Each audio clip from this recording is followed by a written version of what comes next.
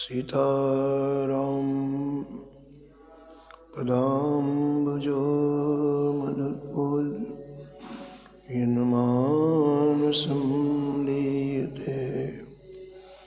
सीताराम गुणावली निशिदिवा यज्जीवया पीयते।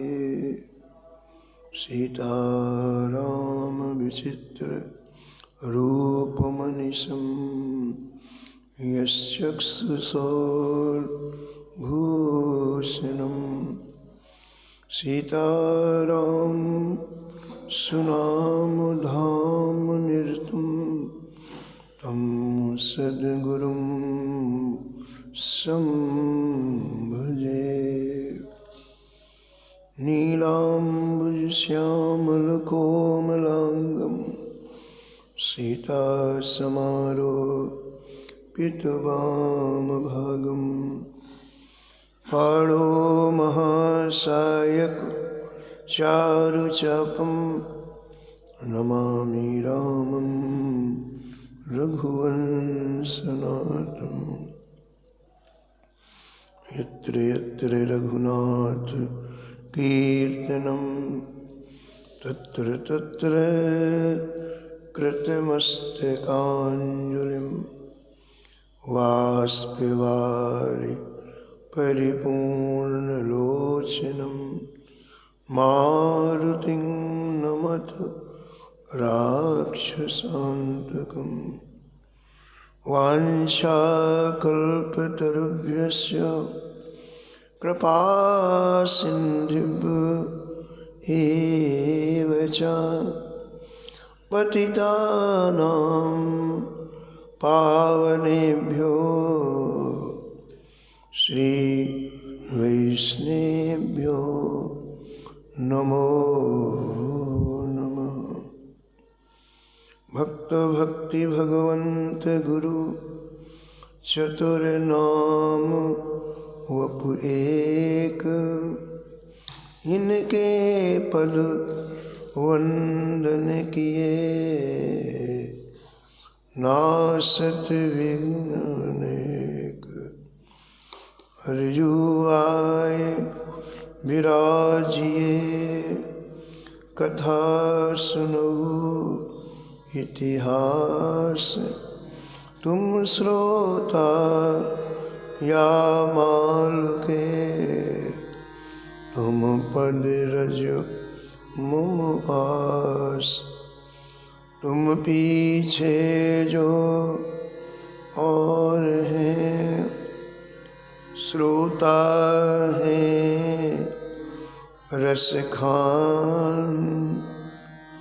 इनके सकल मनोरथ पूरवहु श्री भगवान।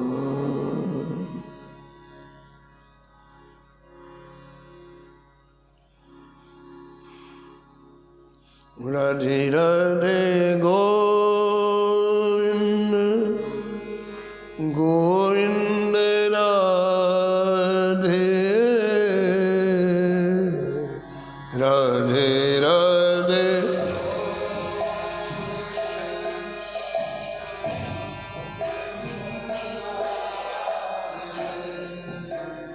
राधे राधे गोविंद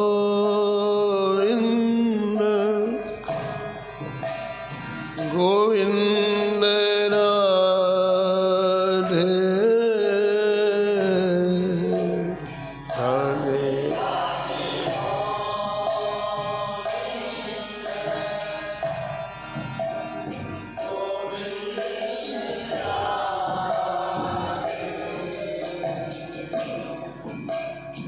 गोविंद राधे बोलो गोपाल राधे।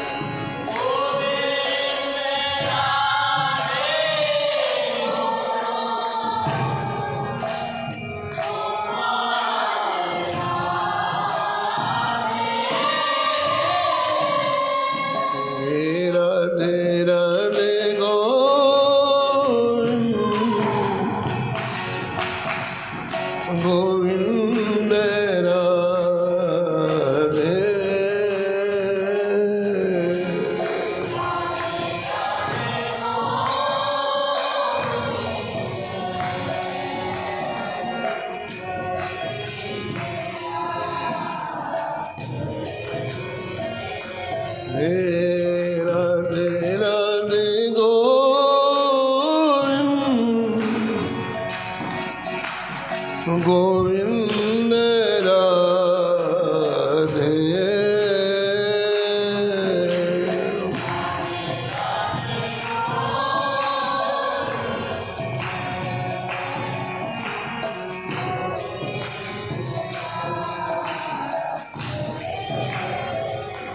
श्री जानकी वल्लभ लाल की, श्री मंगल मूर्ति हनुमान जी महाराज की, सपरिकर श्री भक्तमाल जी की, सब संत भगवान की, श्री स्वामी अग्रदास जी महाराज की, श्री नाभाजी महाराज की, श्री प्रियादास जी महाराज की, श्री वृंदावन धाम की, श्री बांके बिहारी लाल की, श्री राधा वल्लभ लाल की, श्री गिरिराज जी महाराज की, श्री यमुने महारानी की, श्री राम नाम महाराज की, श्री महाराज जी की जय जय श्री राम।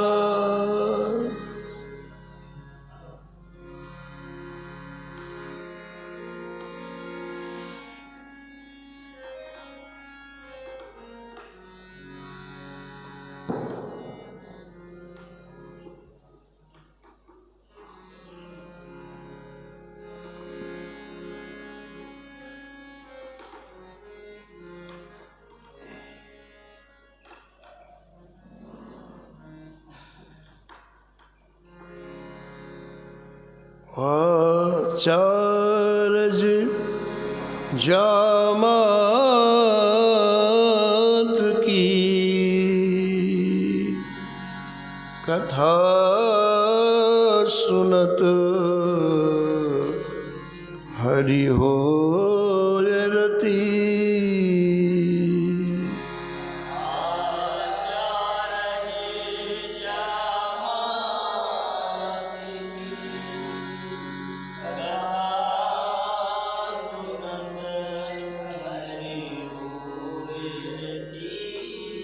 कथा सुनत हरि होय रति।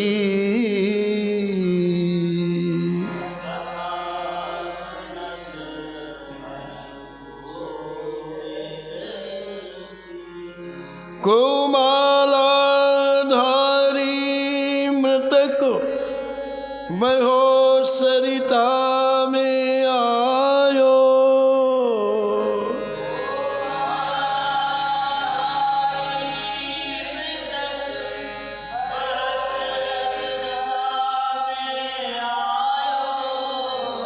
दाह कृत जो बंधु न्यूत सब कुटुंब बुलायो।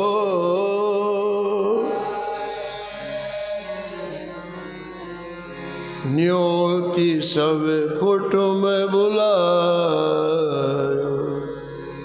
नाक सको चई विप्र तब ही हरिपुर जन आए।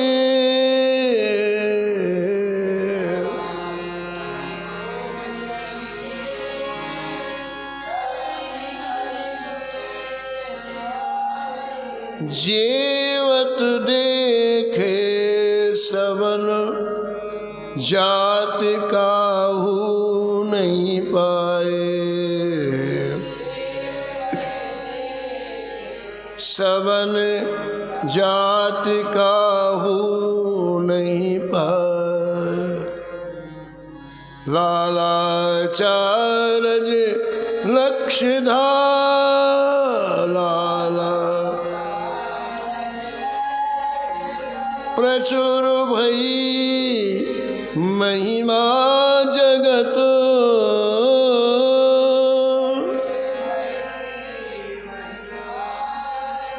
आचार्य जामात की कथा सुनत हरि होय रति।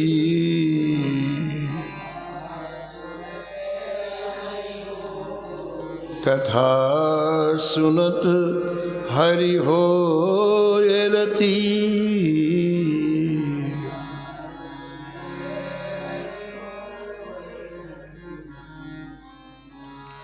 प्रातः स्मरणीय परम वंदनीय श्री नाभाजी महाराज परम पावन ग्रंथ श्री भक्तमाल में भक्तों के दिव्य चरित्रों का वर्णन किया है।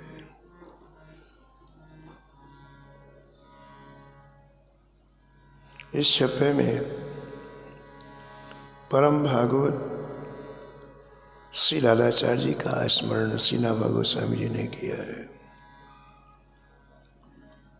और निष्कर्ष के रूप में कहते हैं कि श्री रामानुजाचार्य जी के दामाद श्री लालाचार्य जी की कथा सुनते ही श्री भगवान में विशेष प्रीति हो जाती है। हरि होय रति, ये सभी शास्त्रों का सार है कि रति हमारी ठाकुर जी के चरणों में हो जाए। अनादिकाल से जीव 84 लाख योनियों में घूम रहा है, लेकिन इसकी रति ठाकुर जी के चरणों में नहीं होती है। शास्त्रों ने कहा कि ये सबसे दुर्लभ बात है। श्री ठाकुर जी के चरणों में रति होना ये बड़ा दुष्कर है, दुर्लभ है। इसलिए ये रति कैसे प्राप्त हो? हजारों साधन कर लो तो भी ठाकुर जी के चरणों में रति नहीं होती है। कैसी रति हो? तो यहाँ इस छप्पे में सूत्र दिया श्री नाभाजी महाराज ने कि ऐसी दुर्लभ भक्ति सब ते सो दुर्लभ सुरदाया, सब ते सो दुर्लभ राम भगति रत गत मधुमाया, रत गत मधुमाया, गत मधुमाया, गत मधुमाया। ऐसी दुर्लभ भक्ति कैसे प्राप्त हो? श्री ठाकुर जी के चरणों में रति कैसे प्राप्त हो, ये प्रश्न है और इसका उत्तर श्री नाभाजी महाराज देते हैं। लालाचार्य जी का तात्पर्य किसी भक्त का चरित्र, ये उनका चरित्र है तो उनका नाम ले लिया, लेकिन किसी भी भक्त का चरित्र यदि आपको हृदयंगम हो जाए, आत्मसात हो जाए, तो ठाकुर जी के चरणों में आपकी रति हो जाएगी।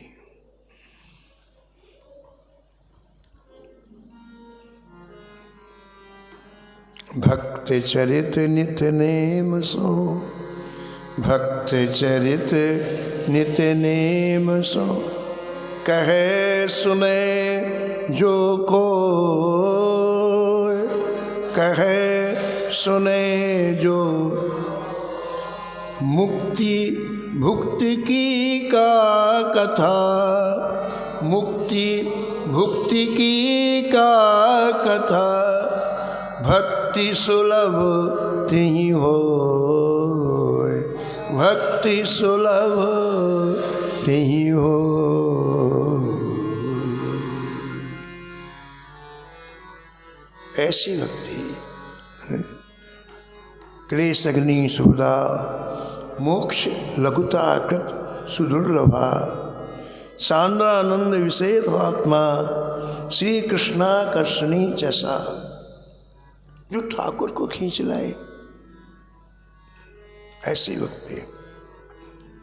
श्री रूप गोस्वामी पाद ने लिखा है कि एक तरफ तो भगवान की भक्ति हो और एक तरफ ठाकुर जी हो, और आपसे कहा जाए कि दो में एक का सिलेक्शन करना है। एक तरफ भगवान की भक्ति हो और एक तरफ श्री ठाकुर जी हो, और आपसे कहा जाए दोनों में एक का सिलेक्शन करना है, एक की चॉइस करना है, एक का चुनाव करना है, तो आप किसका करें? रूप गोस्वामी पाद कहते हैं कि आप भक्ति का सिलेक्शन करें, भगवान का नहीं। बोले क्यों? इसलिए कि यदि भक्ति होगी तो सातवें आसमान से ठाकुर जी खींचे चले आएंगे, और भक्ति नहीं होगी तो सामने ठाकुर जी रहेंगे तो भी पहचान में नहीं आएंगे। कितने लोगों के सामने थे श्री कृष्ण, कभी नहीं पहचाना। दुर्योधन के सामने भगवान, वो कभी नहीं पहचाना, जादूगर कहता था, कुछ भी कहता। भक्ति नहीं है तो भगवान सामने तो भी नहीं पहचान पाएंगे, और भक्ति है तो कितनी दूरी ठाकुर जी खींची हुई से। श्री कृष्ण कर्षणी जैसा भक्ति खींचती है ठाकुर जी को। जैसे उदाहरण सुनो आप,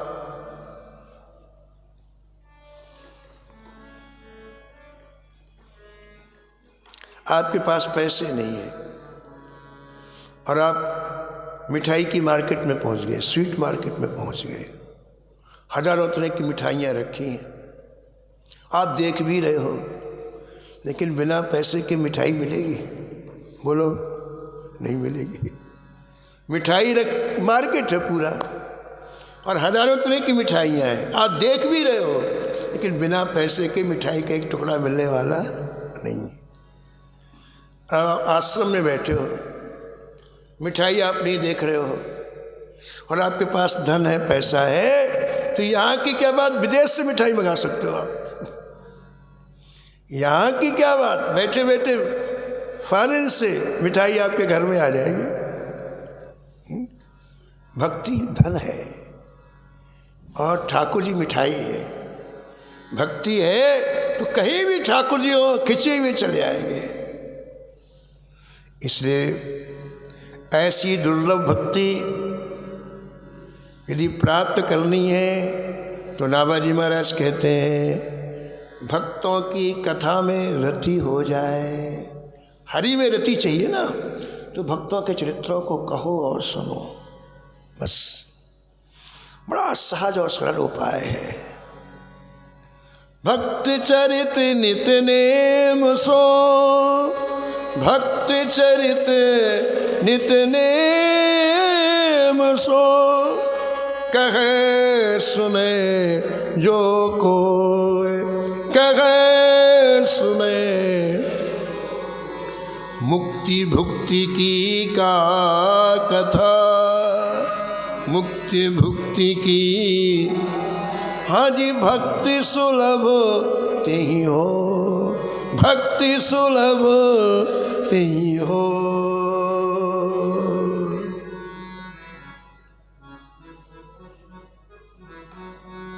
ये बात नाभाजी ने कई जगह भक्तमाल में कही है। जैसे श्री लालाचार्य जी के प्रसंग में कही ना, आचार्य दामाद की कथा सुनत हरि होय रति। ऐसे आगे भी एक प्रसंग में लिखा है, एक भूप भागवत की कथा सुनत हरि होय रति। एक चरित्र सुनने से भगवान की कथा में रति हो जाए। इस बात को स्पष्ट करने के लिए आपको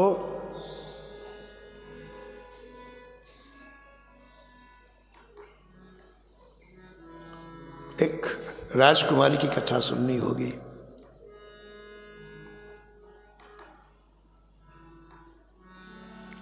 महाराज अम्बरीश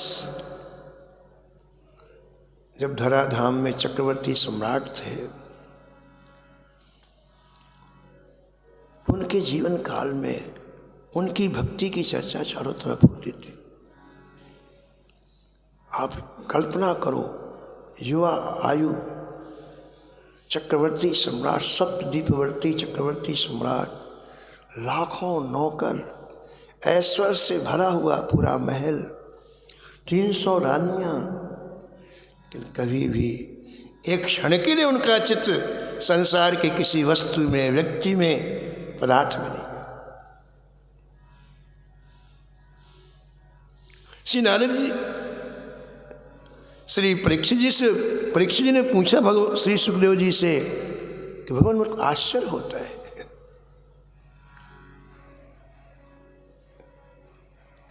कि इन सभी चीजों के बीच में रहते हुए उनका मन एक क्षण के लिए फिसला नहीं, कहीं गया नहीं। बोले हाँ। बोले ऐसे कैसे? बोले ऐसे इसलिए कि वो सभी इंद्रियों से भक्ति करते थे। जितनी इंद्रियां हैं समस्त इंद्रियों को ठाकुर जी में लगा दिया उन्होंने। आँख है, कान है, हाथ है, पैर है, त्वचा है, सब। तो अम्बरीश जी की बड़ी चर्चा चलती और उन्हीं के समय में महाराज छोटे छोटे राज्य थे, पहले बहुत से राज्य थे, वहाँ के राजा होते थे। तो राज दरबार में राजकाज काम करने के पहले अम्बरीश जी की कथा होती 1 घंटे, फिर राजकाज प्रारंभ होता है। तो एक राजा के राज्य में राज दरबार में कथा जैसी प्रारंभ होने वाली थी तो राजा की राजकुमारी भी राज दरबार में आ गई और पिताजी के समीप में वो भी बैठ गई। कथा कहने वाले व्यास अम्बरीश जी के पावन चरित्र का वर्णन करने लग गए। कैसी प्रीता श्री ठाकुर जी के चरणों में, कैसा लगाव ठाकुर जी के चरणों में, अहर्निश भगवान का चिंतन। एक क्षण के लिए भी संसारिक पदार्थ, संसारी वस्तुओं का चिंतन नहीं। कल्पना करो कितना अच्छा जीवन होगा। जीवन यही है, मनुष्य जीवन यही है। और एक विकारों से भरा हुआ, गंदगी से भरा हुआ, द्वेष, कपट, पाखंड से भरा हुआ जीवन, और एक कितना पावन, पवित्र, निर्मल जीवन।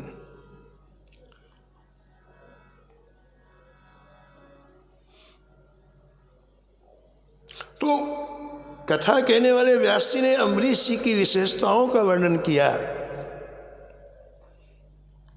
उनके जीवन में कहीं भी इतनी सी भी पोल नहीं थी, छिद्र नहीं था। पूरा जीवन श्री ठाकुर जी के चरणों में समर्पित।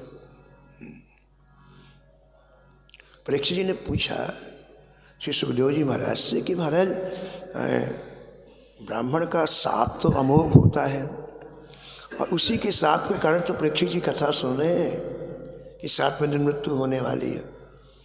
तो दुर्वासा जी का साप अम्बरीश जी को क्यों नहीं लगा? ये प्रश्न उन्होंने किया। ऐसी क्या बात थी? उन्हें कृत्या उत्पन्न की मारने के, फिर भी उनकी मृत्यु नहीं हुई। तो श्री सुखदेव जी ने उत्तर दिया कि परीक्षित, सांप और सांप तभी घुसता है जब कहीं जगह हो।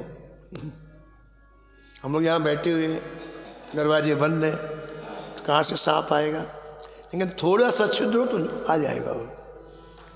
ऐसे ही सांप कोई छिद्र हो जीवन में तो अंदर आएगा, नहीं आ नहीं सकता है। सांप और श्राप यदि कोई जगह हो तो घुसता है। महाराज अम्बरीश जी ने जगह ही नहीं छोड़ी सांप को घुसने की। निरंतर संपूर्ण इंद्रियां ठाकुर जी में लगाए तो कहां से घुसे सांप?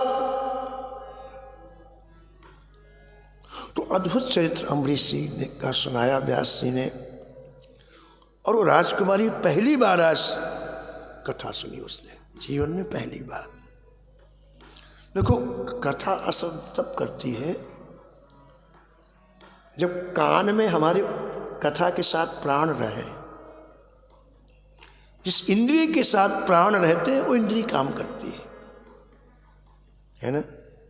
हम बाजार में जाते हैं कई बार, लेकिन हमारे प्राण मन के साथ रहते हैं, तो दुकान देखते हुए भी नहीं दिखती है। हमारे सामने से आदमी गुजर जाता, हमने तो वो कहता है अरे भैया तुमने हमको देखा नहीं। अरे भैया मेरा मन कहीं दूसरी जगह था। इसका मतलब क्या हुआ? जिस इंद्रिय के साथ आपके प्राण रहते ना वो काम करती है। तो प्रथम भगति संतन कर संगा, इसका तात्पर्य है कि संतों के मुख से निकली हुई जो वाणी आप कर्णरंध्रों के द्वारा सुनो, तो इतनी एकाग्रता हो कुछ शब्द सीधे अंदर जाए, हृदय को स्पर्श करें। तो पहली बार राजकुमारी ने कथा सुनी, लेकिन कैसे सुनी? प्राणों को कानों में रख करके। और इसलिए 1 घंटे की कथा ने उसे हिला दिया। 1 घंटे की कथा ने उसके जीवन में महान क्रांति कर दी। सद्गुरुदेव भगवान की 1 घंटे की कथा ने उसके जीवन में महान परिवर्तन कर दिया। कथा पूरी हुई, बाकी लोग तो सुन के चले गए, लेकिन उसकी कथा उसके जीवन में ऐसी बैठी। पास में बैठे हुए पिताजी से कहा, पिताजी एक बात कहनी है। बोला कहो बेटी, क्या कहनी है? पिताजी जैसे अमरीश जी ने भजन किया है वैसे मैं भी करना चाहती। ये कथा सुनना। भक्तमाल लिखने के पहले भक्तमाल के टीकाकार प्रियादास जी ने लिखा है, बिना भक्तमाल भक्ति रूप अति दूर है। इसका क्या मतलब? जो लोग पूजा करते हैं, उपासना करते हैं, आराधना करते हैं, क्या उन्हें भक्ति प्राप्त नहीं होती है क्या? बिना भक्तमाल भक्ति रूप अति दूर नहीं लिखा, अति दूर लिखा है। इसका तात्पर्य यही है, जब हम भक्तों के चरित्रों को सुनते हैं तो ऐसा बनने की हमारी इच्छा होती है। हम भी मन में एक बार बात आती है, श्री रूप गोस्वामी जी ने कितना भजन किया, 24 घंटे में 22 घंटे भजन, 2 घंटे में शरीर की पूरी क्रियाएं। जीवन में कोई सुविधा नहीं। कुछ भाई जी कहते हैं कि सुविधा में भजन नहीं होता है, पूरा जीवन सुविधा बनाते बनाते ही चला जाता है। वृक्ष के नीचे रहना, मधुकरी मांग के खाना और 22 घंटे भजन करना। जब इन भक्तों का चरित्र सुनते हैं तो थोड़ा बहुत जो भजन का अहंकार होता है ना, वो गलित हो जाता है। अरे भाई हम 2 घंटे रामायण जी का पाठ करते हैं, अरे हम भाई 2 घंटे जप करते हैं, इसका भी तो अहंकार होता है, वो गलित हो जाता है।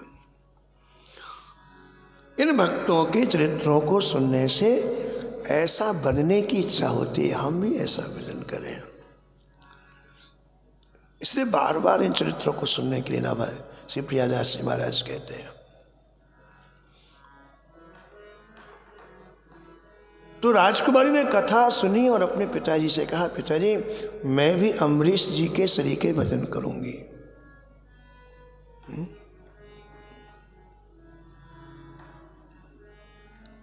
पिता ने कहा, बेटी तेरी बात समझ में नहीं आई मुझे, क्योंकि पिता भी कथा सुन रहा है।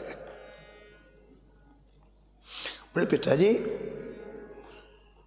जैसे अमरीश जी ने अपने मन को, अपनी प्रत्येक इंद्रियों को ठाकुर जी में लगाया, ऐसे मैं भी लगाऊंगी।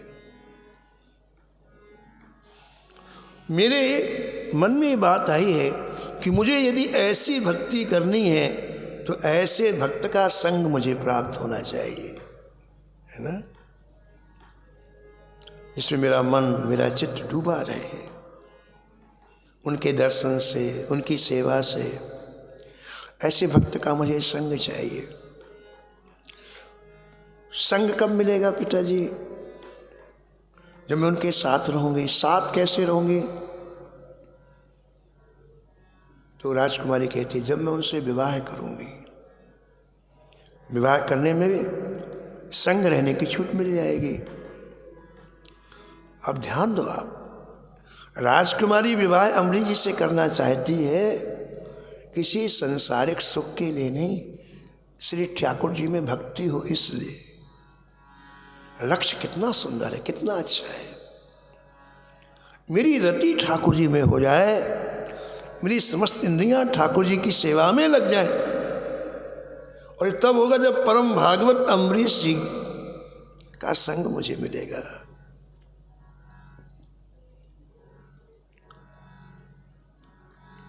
जैसा संग होता है वैसा रंग चढ़ता है। इसलिए संग की बड़ी महिमा है। जब अच्छा संग करते हैं तो सत्संग बोला जाता है उसे, जब बुरा संग करते उसे कुसंग बोला जाता है। पिताजी आप एक पत्र लिख दीजिए श्री अम्बरीश जी के लिए, अभी लिख दीजिए, और वो पत्र किसी संदेश वाहक से भेजिए आप। अब मैंने निश्चय कर लिया। अब ये बात जो उसने पिताजी से कही कथा सुनने के बाद, इसमें राजकुमारी दृढ़ रहेगी बिल्कुल। खास बात भक्ति में लक्ष्य होता है। आपका लक्ष्य क्या है? उनका लक्ष्य भगवत प्राप्ति है, तो इसमें दृढ़ रहेंगी, सावधान रहेंगी। पत्र लेकर के सेवक गया है। अम्बरीश जी किसी से मिलते नहीं थे, उनके पास 1 मिनट का समय किसी से बात करने का नहीं। अम्बरीश जी के पास कोई जा नहीं सकता था, पहरा बैठा रहता था, क्योंकि वो निरंतर ठाकुर जी की सेवा में लगे रहते थे। कैसे भी करके किसी के माध्यम से वो पत्र पहुंचाया गया। पत्र को पढ़ा अम्बरीश जी ने, और सेवक से कहा कि लिख दो कि हमारे पहले ही 300 रानियां हैं और हम किसी से बात करने का हमें अवकाश नहीं है, इसलिए ये बात संभव नहीं है। उत्तर लिख दिया गया। पत्र वापस राजकुमारी के पास पहुंचा। पिता ने कहा, देख बेटी, ये उनका पत्र आया, तुम अपने मन को वहां से हटा लो। राजकुमारी ने कहा, पिताजी एक पत्र और लिख दीजिए बस। क्या लिखना है? राजकुमारी ने कहा कि उस पत्र में लिखिए कि आप किसी को नहीं चाहते, इसलिए तो मेरे को पसंद है आप। 300 रानियों से आप बात नहीं करते हैं, किसी से मिल, यही बात तो मुझे पूरी लगी आपकी कि आपका चित्त पूरी तरह ठाकुर जी में लगा हुआ, यही तो मुझे अच्छा लगा, और इसलिए तो मैं आपका वर्ण करना चाहती हूँ। और आगे की बात है कि मैंने तो वर्ण कर लिया, और यदि आप स्वीकार नहीं करते हैं तो कोई बात नहीं, मैं मन से आपके पास आऊँगी, शरीर छोड़ दूँगी। मैंने तो अपना निर्णय ले लिया, लेकिन यदि आप स्वीकार नहीं करते तो मैं शरीर छोड़ दूँगी, मन से आपके पास आऊँगी। दोबारा पत्र गया। अम्बरीश जी ने पढ़ा। अम्बरीश जी को आश्चर्य हुआ। अम्बरीश जी ने विचार किया कोई पूर्व जन्म का कोई संबंध होगा। बोले ठीक है, हमारी तलवार ले जाओ और तलवार के साथ विवाह करो। पहले राजाओं के अस्त्र शस्त्रों से विवाह हो जाते थे। अम्बरीश जी की तलवार गई, उसके साथ राजकुमारी का विवाह हुआ। राजकुमारी आई राजधानी में अम्बरीश जी की। आश्चर्य की बात, अम्बरीश जी मिले नहीं। अम्बरीश जी को सूचना दी गई कि महाराज वो रानी आ गई हैं। बोले उनको एक नया महल दे दिया जाए जिसमें सारी सुख सुविधाएं हों। नवीन महल राजकुमारी के लिए दे दिया, रानी के लिए दे दिया गया। सारे सुख के साधन, सेवक सेवकाएं सब। लेकिन यही तो विशेष बात है। आप देखो कि रानी उन सुखों के लिए नहीं आई थी। रानी भगवान के चरणों में मेरी रति हो इसलिए आई थी। इसलिए कहीं भी रानी का मन नहीं टिका, न वहाँ के ऐश्वर्य में, न वहाँ के सुख में, कहीं रानी का मन नहीं टिका। वो तो बस एक ही बात सोचती कि आज का दिन चला गया, महाराज की सेवा नहीं मिली। आज का दिन चला गया, महाराज की सेवा नहीं मिली। एक एक एक दिन ऐसे निकल गए, 6 महीने निकल गए। इन 6 महीनों ने रानी का शरीर बिल्कुल कसकाय हो गया। न उन्हें खाने से मतलब था, न पीने से थे। उनका लक्ष्य तो दूसरा था। और सच्ची भावना जरूर फलित होती है। यही करे जहीं पर सत्य स्नेहु, सो तहीं मिले न कछु संदेहु।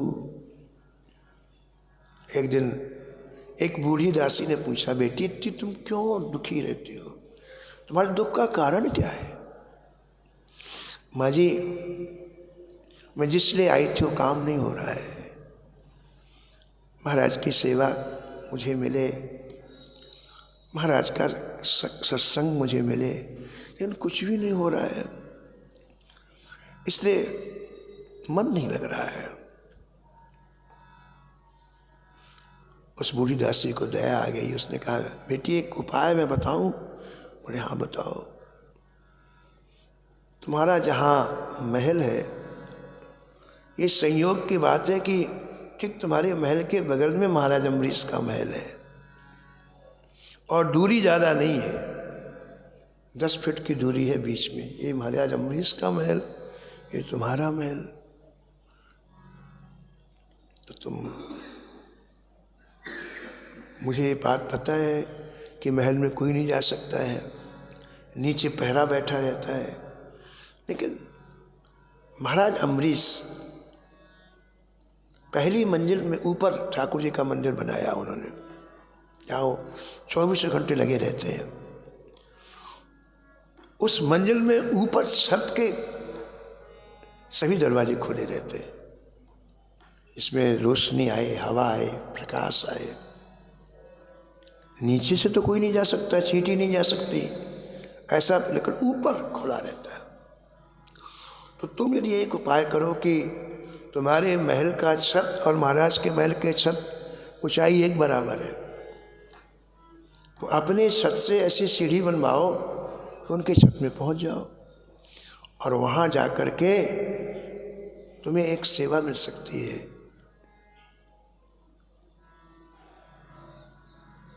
मंदिर की सोहनी सेवा कर सकते हो आप। मंदिर के बाहर जो ठाकुर जी के पार्षद होते हैं, सेवा में लाए जाने वाले बर्तन होते हैं, उन्हें अमनिया कर सकते हो, मान सकते हो। मंदिर के बाहर पोछा लगा सकते हो। लेकिन ध्यान रखना, ये काम तभी संभव है ठीक 3 से 4 के बीच में, बाकी समय तो प्रवेश ही नहीं हो सकता है। ये 1 घंटे का ही समय ऐसा होता है जब महाराज नित्य प्रति श्री ठाकुर जी की सेवा के लिए नदी से जल भर करके अपने सिर पर रख करके आते हैं। महल से नदी तक जाने में आधा घंटे लगता है और वापस आने में आधा घंटे लगता है।